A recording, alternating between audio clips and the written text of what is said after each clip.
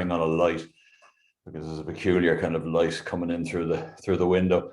Thank you all for joining us and for your interest in the subject. It doesn't have a whole hell of a lot to do with the War of Independence in Kerry. It does towards the end.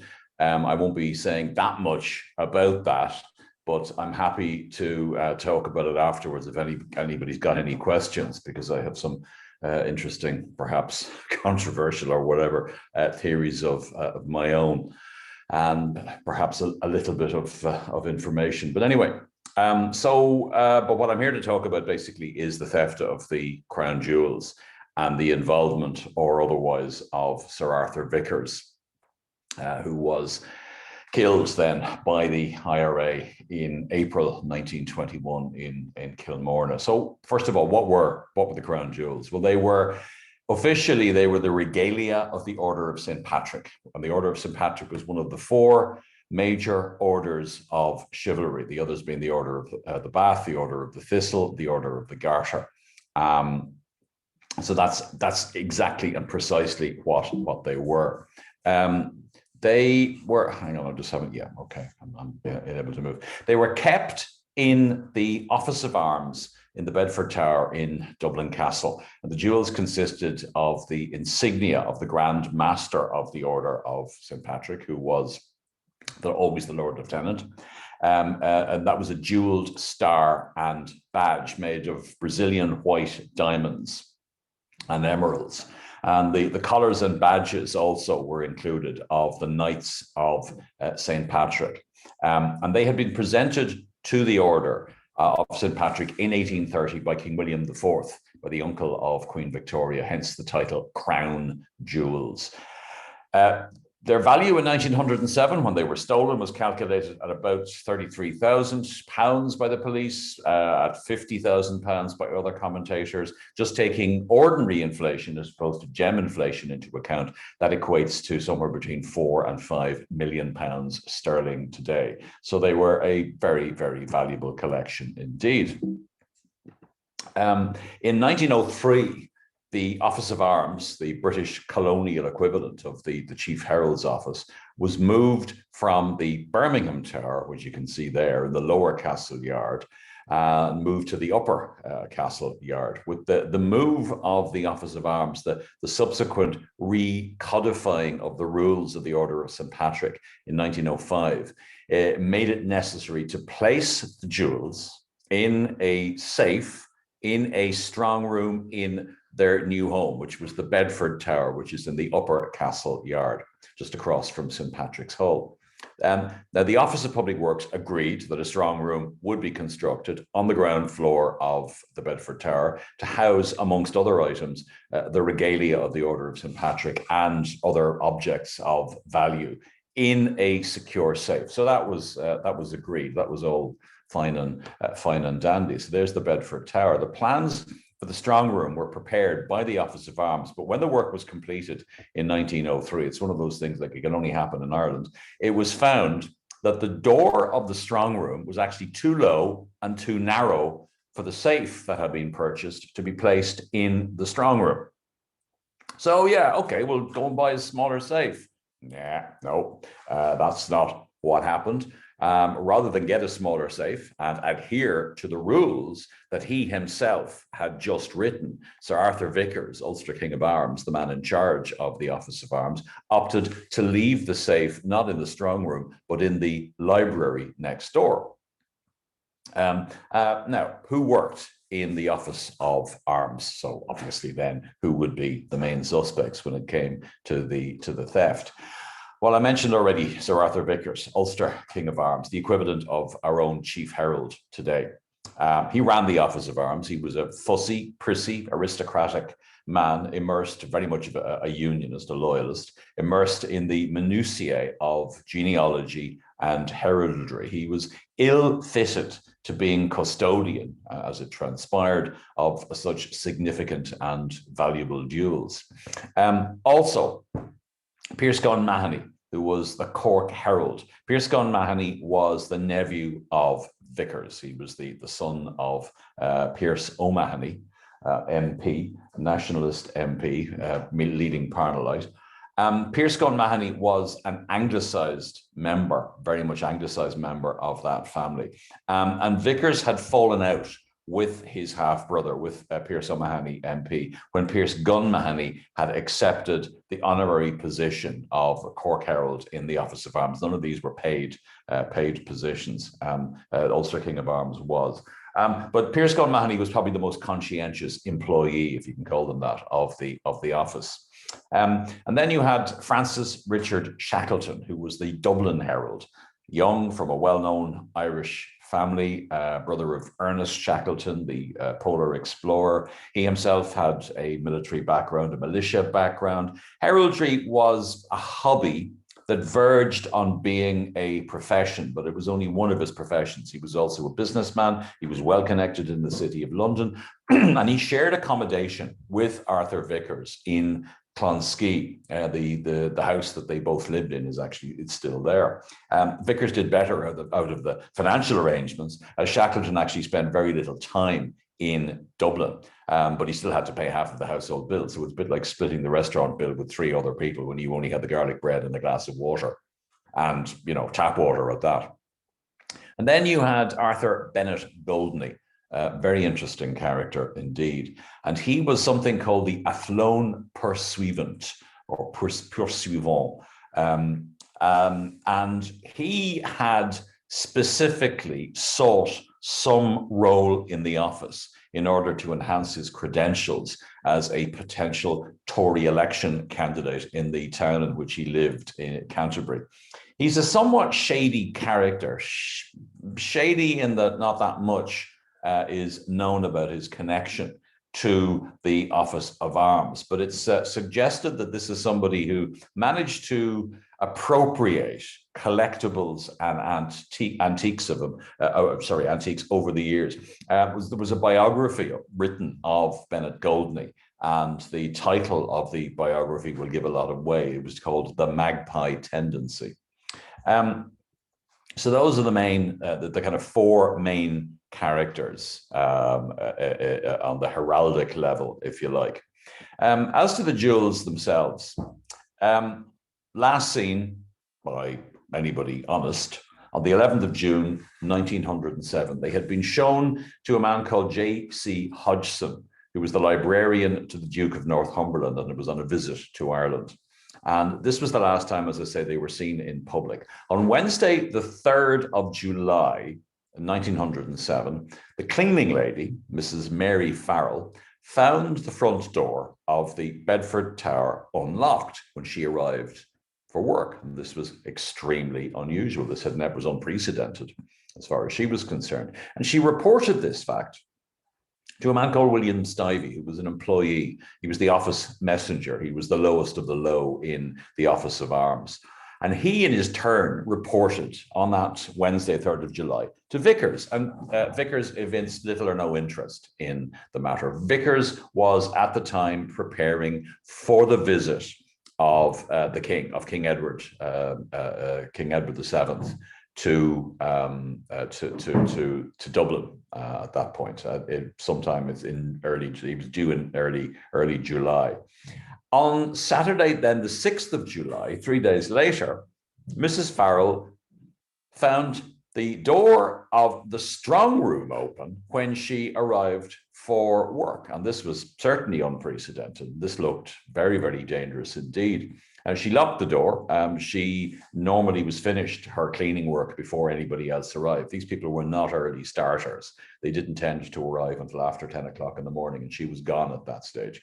So she locked the strong room door, left the keys and a note for Stivey explaining what had happened and why she had left the keys on a desk inside the door. Once again, when Vicars arrived, Stivey told Vicars what Mrs. O'Farrell had found, or Mrs. Farrell had found, and again, Vicars evinced no particular interest, more or less ignored him.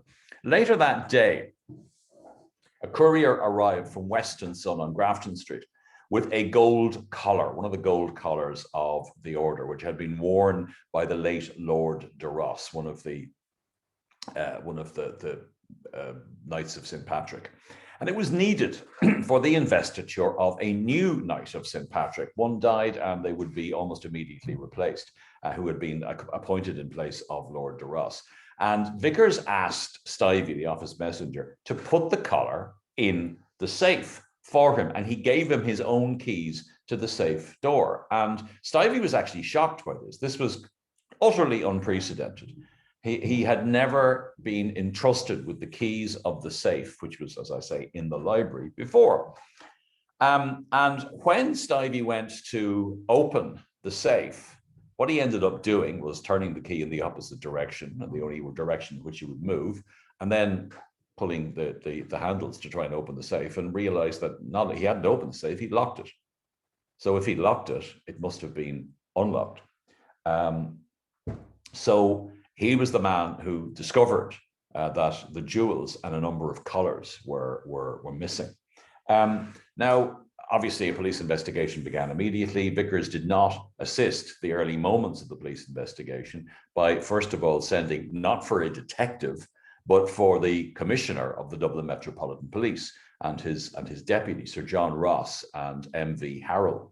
And also, he didn't assist matters by misleading the investigating detective when one was sent for, Superintendent John Lowe, when he asked, had the strong room door been tampered with? And Vicars replied, no, even though he'd been told a few hours before that it had been left open overnight. And this information did not come in the end from Vicars. It came via Mrs. Farrell, who emerges all the way through this story as one of the heroes of the hour.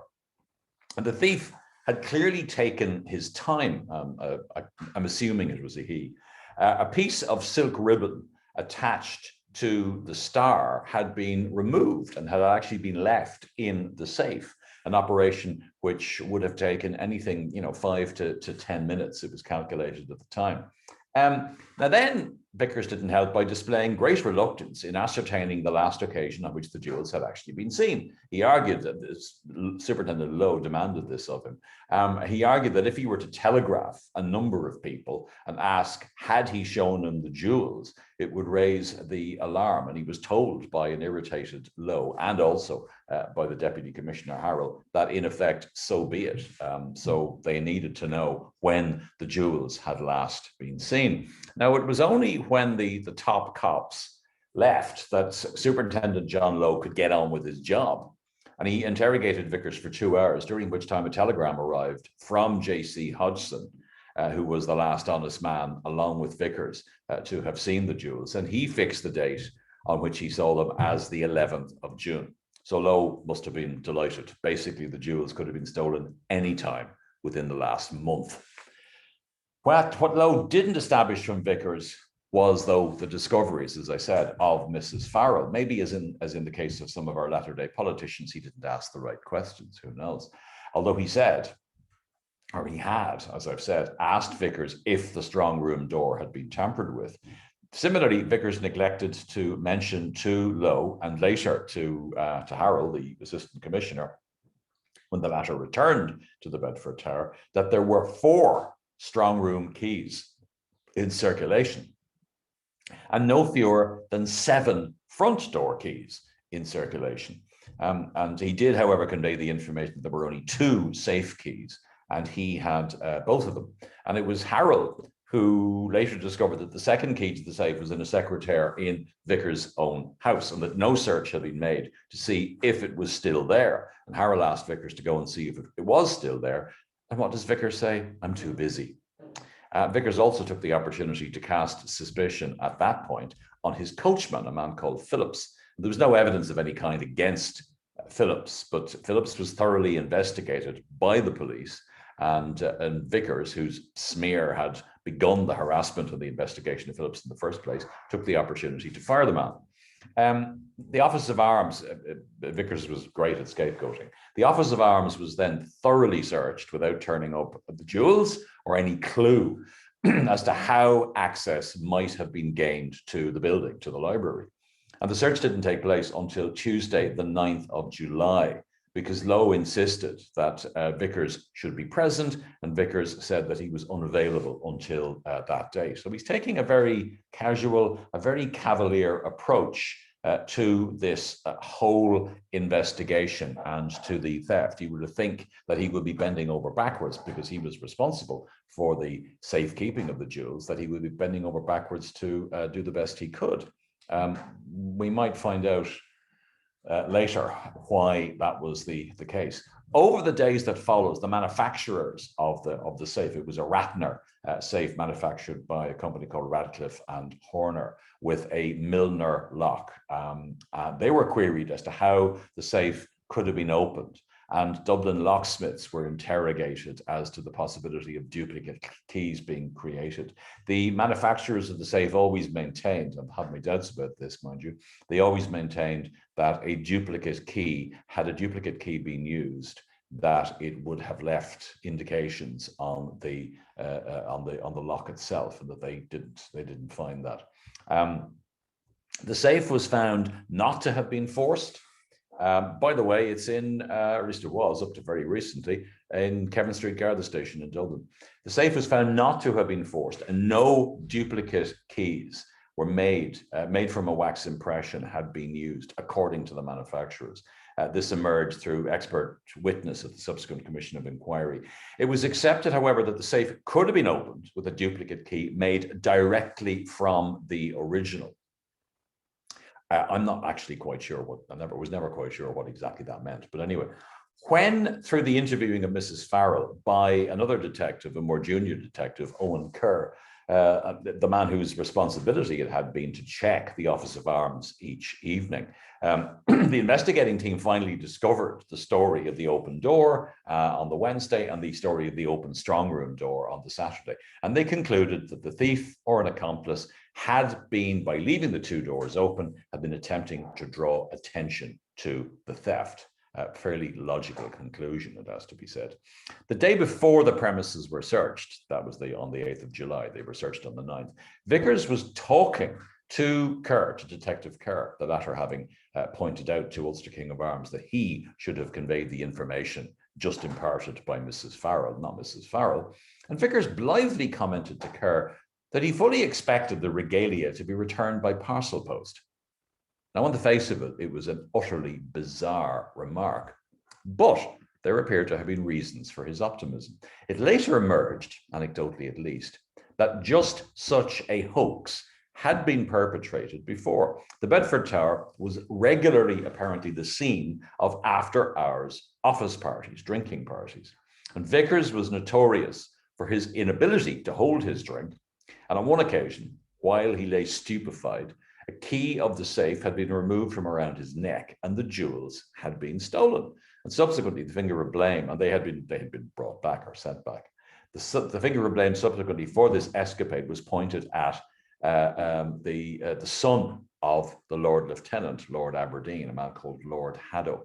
Haddo had been seen, Mary Farrell told Detective Kerr. She later retracted the story when she was examined by the Commission of Inquiry. But she told Detective Kerr that she had once seen Haddo, and she identified Haddo as having come in to the building while she was cleaning, so in the early hours of the morning. And the man had absolutely no business there, whatever, and certainly should not have had a key. Now, in attendance also at that party were Frank Shackleton, the Dublin Herald, and a friend of his, military type, and a probable sometime sexual partner, a man called Captain Richard Howard Gorges, Gorges, not gorgeous. And subsequent suspicion fell on both men. Shackleton had been out of the country when the theft was discovered, but the theory was that Gorges, a military instructor who was well known around the castle, he was a militia instructor, had actually committed the theft using keys provided by Shackleton. And the reason why the discovery needed to be expedited was that Shackleton, although he was out of the country, was due back for the visit of the king. He was due back a few days before the king arrived, and he did not want to be in the country when the theft was discovered. He wanted it to be discovered beforehand. In the absence of any better suggestion on the basis of additional information, this is the theory that I've long clung to myself, that the jewels were stolen by Gorges, and that Shackleton was the inside man. Anyway, a reward of £1,000 was offered for information leading to the recovery of the jewels and to the capture of the thief or thieves. The reward, by the way, remains unclaimed, and it's now worth, in modern day terms, about £100,000 if you're interested in having a go. On the 9th of July, after having thoroughly searched the premises, Superintendent Lowe submitted a report on his investigation to the Lord Lieutenant, in which he said, quote, "It appears improbable that any outside person who knew nothing of the building could gain access without leaving marks behind, indicating how the entrance had been effected. The facts, as at present known, would appear to indicate that the larceny was committed by some person familiar with the place, who had ordinary means of access and was aware that the jewels were kept there." He could probably have put it more concisely: inside job. After a week in which the investigation went nowhere, the DMP sought the help of Scotland Yard, and the London Met sent over one of our own, an Irishman, one of your own, in fact, 54-year-old Chief Inspector John Kane, originally from Listowel in County Kerry, and a brother of James Kane, the fisheries inspector who was killed by the IRA in 1921. And Kane conducted his own investigation, did his own interrogations, and agreed with John Lowe's assessment. And he was struck by the episode of the ribbon, by the ribbon that was left behind, and commented that whoever had removed it was in no hurry to escape with his loot, knew exactly what he was doing, and was familiar with his surroundings. Meanwhile, Vicars was conducting his own investigation with the aid of, believe it or not, spiritualists. He conducted a seance, and the medium in the seance told him that the jewels were hidden in a graveyard in Clonsilla, which is interesting for one reason, because that's where the Shackleton family came from. And the police actually drove Vicars and Pierce Gunn Mahoney to the graveyard, but a search of the graveyard turned up nothing. Vicars was also offered help, by the way, by the help of Sherlock Holmes himself. He was a distant cousin of Sir Arthur Conan Doyle, and Doyle took an interest, but nothing came of it, other than a Holmes story called The Partington Plans, which is loosely based on the Crown Jewels affair. There was also a mysterious telegram which arrived from London, from Great Malvern, sorry, not from London, from Great Malvern in England. And that said that the jewels would be found in 9 Hadley Street in Dublin. Now, Hadley Street didn't exist in Dublin. The police assumed that it was just designed to mislead them. It was a stupid hoax. Kane, however, questioned Shackleton. Kane had an original of the telegram with him, with just the word Dublin appearing. And he showed this to Shackleton. Obviously, the original would have been written out by the person sending the telegram. When shown just the word Dublin, Shackleton identified the handwriting as his. Then when he was shown the full telegram and realized what he was looking at, he changed his mind and said, no, that's not my handwriting. Later on, Vicars was shown the handwriting, and he claimed that Shackleton had written it. And he was already at this stage trying to convince John Kane that Shackleton was the guilty party. And Vicars' accusations were partly based on his seeking an alternative scapegoat, obviously, and also partly based on clear police conviction that it was an inside job, partly also on Shackleton having had plenty of opportunity, and partly based on an unfortunate remark that Shackleton had made at a lunch in London, a lunch given by Lady Ormond, that he thought the jewels would be stolen sometime. And that was a couple of days before the theft was discovered. So perhaps he was in his cups and was speaking the truth. Who knows? Now, later, the man who sent the telegram from Great Malvern came forward, and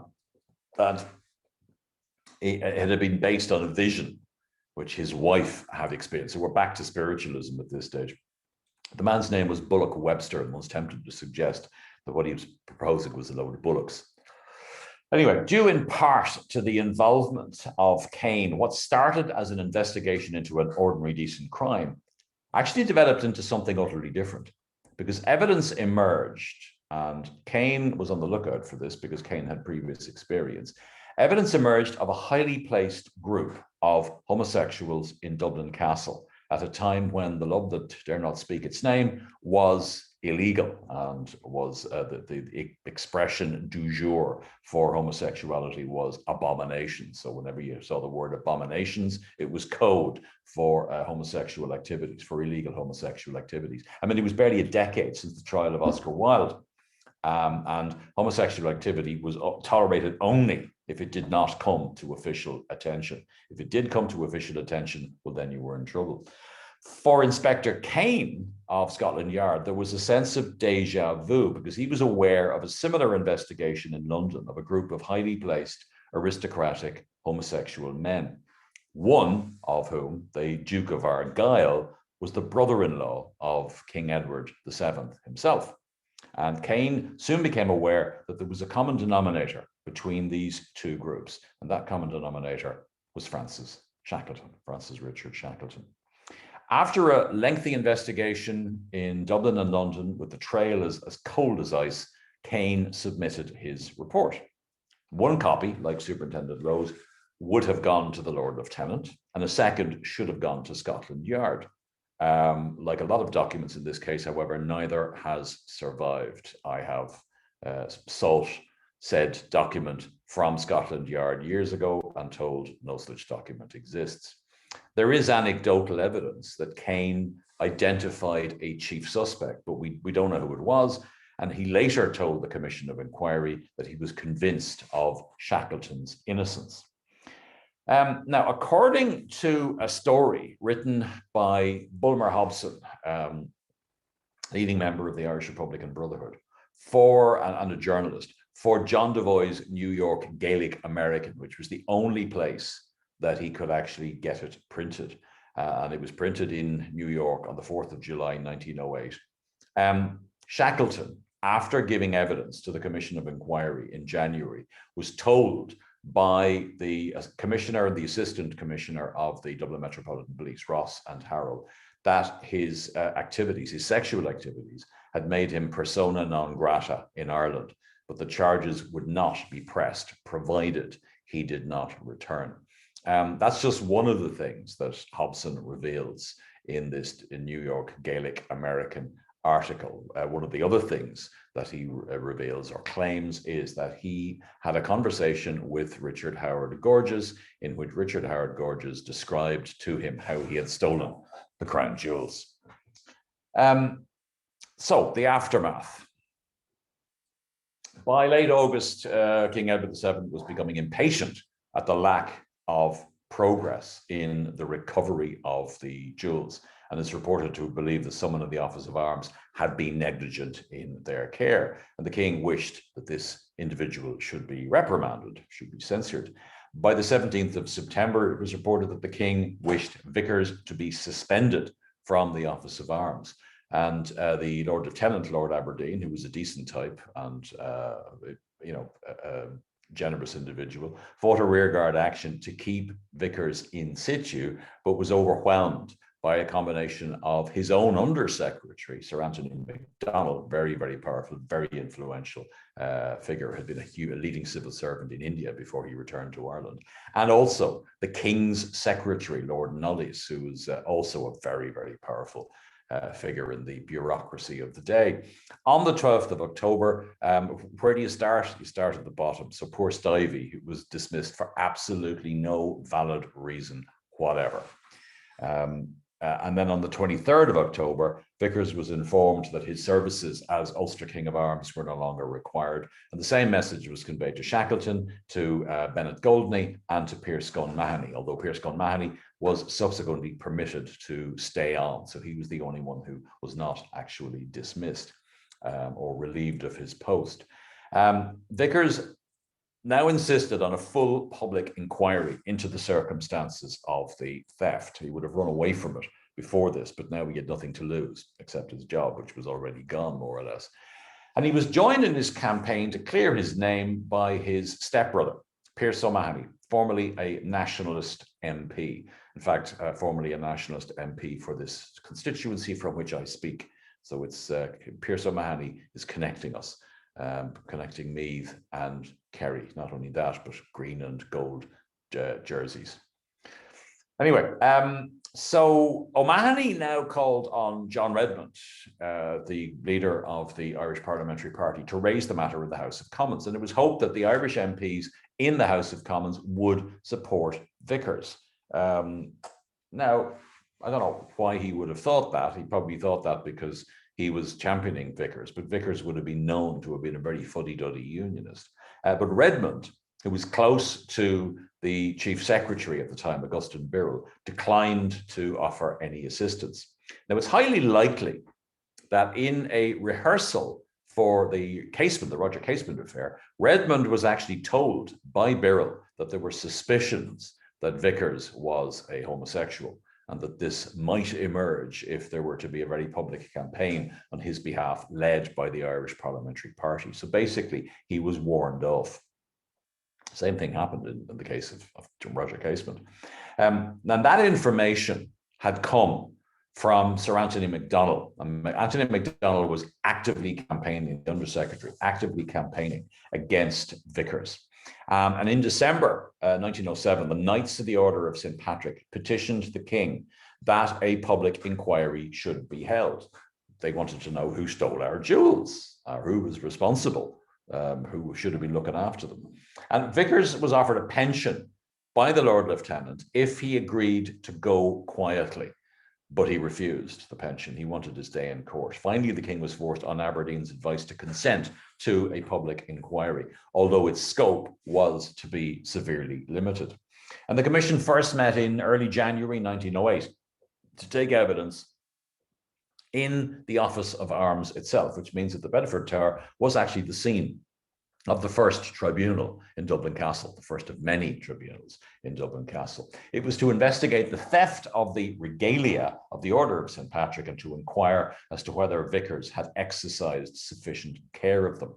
However, when it was revealed that the commission was to sit in camera, that it could not subpoena witnesses and would not be taking evidence under oath, Vicars and his counsel, who included the nationalist MP Tim Healy, scourge of Charles Stewart Parnell, abandoned the proceedings. At least that's the way it was represented. But they managed to emerge with a prepared statement, and their walkout meant that Vicars got first go at the press.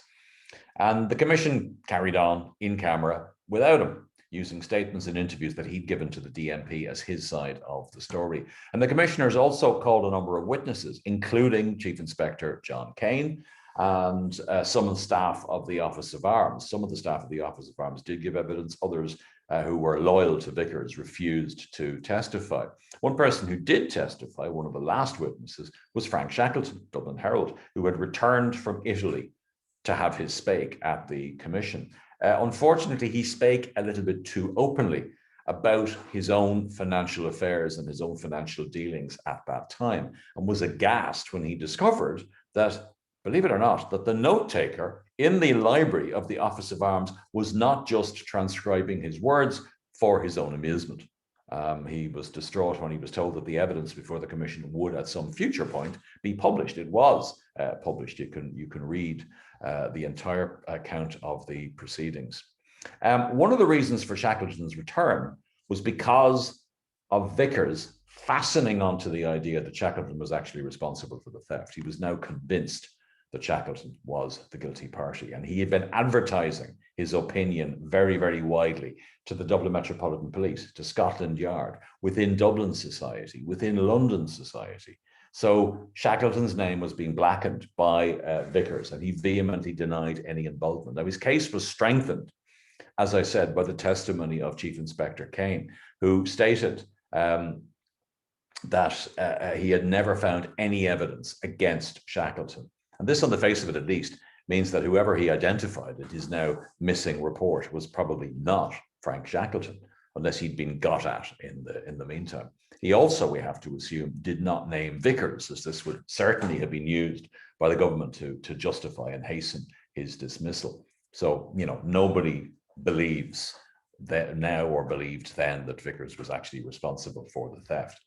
The report of the commissioners was published within 3 weeks of the first day of evidence. This was a tribunal. They published their report within 3 weeks of starting hearing evidence. Now, evidence only lasted about 8 days. It was actually ready 15 days after the proceedings began. Things have slowed down a little bit since the rapid pace of life in the Edwardian era, and today tribunals adopt a more leisurely approach. Now, the report stated that Vicars had been found not to have exercised due vigilance or proper care as the custodian of the regalia. And he was already aware of its contents because on the 30th of January, he had received another letter of dismissal. Now, in an insert, which smacks a little of "methinks the lady doth protest too much," the commissioners felt the need to point out that there was no evidence that Frank Shackleton had stolen the jewels. Now, why single out Shackleton? Very strange, when no one had actually accused him publicly of stealing the gems. And they didn't enter a similar caveat on behalf of any of the other employees of the Office of Arms, just of Shackleton. So very quickly, the fate of the participants. Vicars in 1917, aged 53, married Miss Gertrude Wright. And in May 1920, he was attacked in his home, Kilmorna House, near Listowel in County Kerry, as you well know. And Vicars faced down the intruders and they left. They were looking for arms in a strong room, and he told them he didn't have a key, and they left. On the 14th of April 1921, the house was attacked again, this time during daylight, and one of the attackers stated that their only intent was to burn the house and that no lives would be lost. Shortly after 10 a.m., though, the house was set alight, and Vicars was murdered as he left the house, and the house and its contents were completely destroyed. Now, Vicars may or may not have been collaborating with the Black and Tans or the British military. We can talk about that afterwards if you want. But he was subsequently accused of doing this in an attempt to justify the killing. And in Bureau of Military History witness statements, there's quite an amount of special pleading when it comes to the death of Sir Arthur Vicars. His will, which was sealed until 1976, and access to which was obtained by the late RTE presenter John Skehan, is a final example of what became an obsession, i.e. that Shackleton had stolen the jewels and that the establishment had concealed the crime because of his association with the Duke of Argyll, the king's brother-in-law. Shackleton, what about him? Well, he invested money in a variety of enterprises and briefly acquired a reputation among his associates as a very good businessman. It, however, didn't last. The enterprise that was supposed to make his fortune, the Mexican Land and Timber Company, became over the years a money pit. And so parlous did his finances become that he actually defrauded his good friend, Lord Ronald Sutherland Gower, and a woman called Josephine Brown of their savings, fled the jurisdiction to Portuguese West Africa until he was extradited from there in December 1912, and then he was sentenced to 15 months in jail. When he emerged from prison, his family enabled him to change his identity and start afresh as somebody called Frank Mellor, who was an antiques dealer in Chichester. And that information came to me by an interview with the late Lord Shackleton, his nephew. And I then confirmed that by looking at a directory in the British Library. There was a Frank Mellor who was an antiques dealer in Chichester. Pierce Gunn Mahoney remained in the Office of Arms until 1910, when he resigned on being called to the bar, and he became reconciled with his father, with Pierce O'Mahony, and then died in mysterious circumstances on the O'Mahony estate in Grange Con. Almost all of these people have come to a very, very bad end, either end up in jail or end up dead. He went to take a boat out from the boathouse on Grange Con to go hunting, and then he was found with the contents of his shotgun discharged into his chest, and the inquest just described it as an accidental death. Gorges became a chronic alcoholic. He parted company with the army, and was only allowed to rejoin in 1914 for obvious reasons. Anybody would be allowed to rejoin. But he only lasted a few months in the army before he was discharged again. He returned to London, to digs in London, where there were complaints against him that he was shooting off his revolver at night. He must have thought he was Sherlock Holmes. He was visited by two policemen, and an altercation resulted, and one of the policemen was killed by Gorges in the altercation, and he was jailed for 12 years for manslaughter. In December 1916, he was interviewed by Scotland Yard because his cellmate informed the police that Gorges had told him repeatedly that he had stolen the crown jewels. So Scotland Yard said to former colleague of Kane had died in 1915 at the age of 62, to interview Richard Howard Gorges. All we know about the meeting is that the policeman, a man called Inspector Saunders, incurred expenses of £7, 13 shillings and 7pence, which is not really very useful information. Okay, so in conclusion, an assessment of the Dublin Metropolitan Police and the theft of the crown jewels. How many policemen actually knew the crown jewels were stored in the Office of Arms? Very few, it would appear. Even Detective Kerr, who checked out the premises every day, had no idea that the Irish crown jewels were kept in the safe, in the library, in the corner of the Office of Arms. Police at the very highest level who specialised, who socialised with Sir Arthur Vicars, Harold and Ross, for example, they knew. There seems to be no great awareness that the jewels were stored in the Bedford Tower or were vulnerable. What basic security measures protected the jewels? No more than for the Upper Castle Yard as a whole, i.e. a sentry at the Castle Street gate and a routine daily check each night by a policeman, Owen Kerr, who didn't even know the jewels were there. Interestingly, when sentries were asked about the movements of Vicars in and out of Dublin Castle on the 6th of July, none of them could offer any assistance. He was so familiar that he had become invisible, which was presumably the case for other Office of Arms officials who turned up regularly. Piers Mahoney, for example, though probably not for infrequent attenders like Frank Shackleton or Arthur Bennett Goldney. How often was security assessed and upgraded?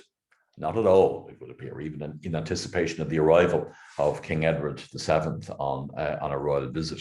Just looking at the investigation, what efforts were made to secure the scene of the crime? Well, nothing unduly strenuous. It appears that people were able to wander in and out more or less at will, and this included DMP officials who were not even investigating officers. And this wasn't helped by Vicars going straight, as I say, to the top rather than to the detective unit. Now, in mitigation, it should be pointed out that crime scene discipline was not as onerous back in 1907. How many useful witnesses were forthcoming? Well, certainly Vicars was very little help. He theorized, he interfered, and initially he didn't tell the DMP about Mrs. Farrell's discoveries because presumably they were embarrassing. If Shackleton was guilty, then he clearly lied through his teeth. There's no evidence that I'm aware of to indicate that the DMP questioned Richard Howard Gorges back in 1907 because they had no particular reason to connect him to the crime at that time. Now, Kane may have done so, but neither copy of his report has survived. Gorges, obviously, as I said, was questioned in 1916, but that appears to have been inconclusive and to have cost the Scotland Yard £7, 13 shillings and 7pence. Was expert help brought in as quickly as possible? No. Scotland Yard in the shape of John Kane were not called in until the trail was already cold. No one was ever charged. No one was ever convicted of the crime. There have been many anecdotal allegations of interference or of high-level shielding of suspects. None can be substantiated in documentary form. Was there political interference in the investigation? Well, there's no documentary evidence to this effect, but there is anecdotal evidence that the police made up their minds who stole the jewels, and based on the political connections of the suspects, Shackleton and Gorges on the one hand, or Haddo on the other hand, the Lord Lieutenant's son, that they passed the whole mess up to their political superiors. The investigation by the Dublin Metropolitan Police was uninspired, amateurish, and if it ever yielded any results, the truth was suppressed. The assistance from Scotland Yard raised the level of professionalism without producing any tangible results. I reckon the Garda Síochána would have done a far better job. In fact, if a cold case unit is ever established to review old files, maybe they'd like to give it a try.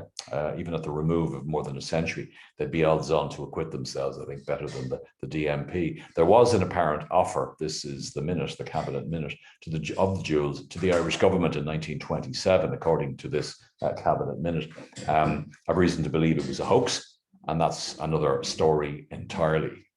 It's a story I tell in this book. Out of print. You can get it on abooks.com. I won't get any royalties for it, so go ahead. But you know, this cabinet minute might be a starting point. And let's not forget, there's a reward, the equivalent of £100,000 on offer, should you find them. Okay, right, that's me done. Excellent. So, Cara, I hand back to you. I don't know if there's anything coming in on